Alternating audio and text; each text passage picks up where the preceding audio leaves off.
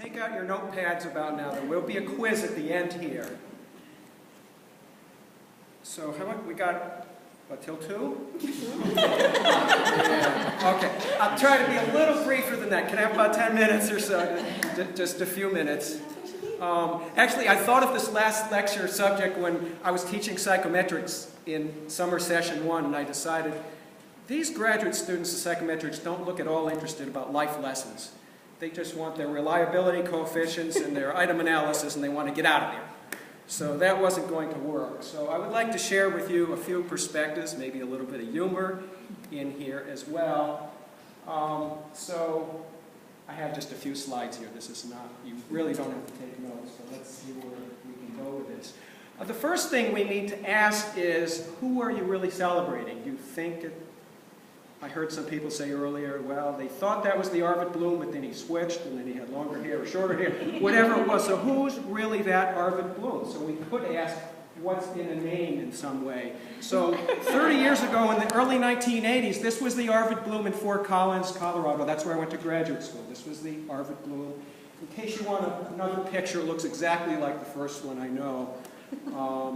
This is not made up. This is Arvid Bloom in the early 1980s in Fort Collins, Colorado, where I went to graduate school. So you can imagine if you folks get confused, how confused a young woman must be who was interested in these. So let me tell this part. All right. So I met Arvid at International Folk Dancing, and I was smitten with him. And I did something I've never done in my life before. I asked the guy for his phone number. And he said, oh, I'm in the directory, just look me up. So I got up the courage, and I looked up in the phone book, and there were a couple of Blooms, but as you might imagine, there was only one Arvid Bloom. Deep breath, something I never did, called that number. I got a woman, and I knew that one of his housemates was a woman who was not particularly a nice woman. So I started quiet and said, may I please speak to Arvid? And she said, oh, he's not here. Can I take a message?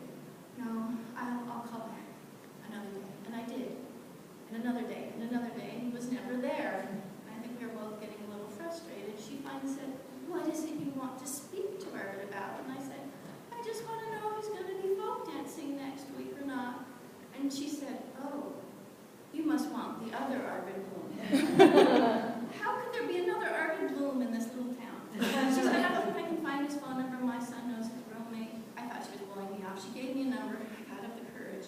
I called the number, and it was my Arvid Bloom. And when I approached him at this, when we finally met at folk dancing, he said, you were in the phone book. He said, oh, I'm at the student directory. The guy you called, he was the ex-mayor of Fort Collins.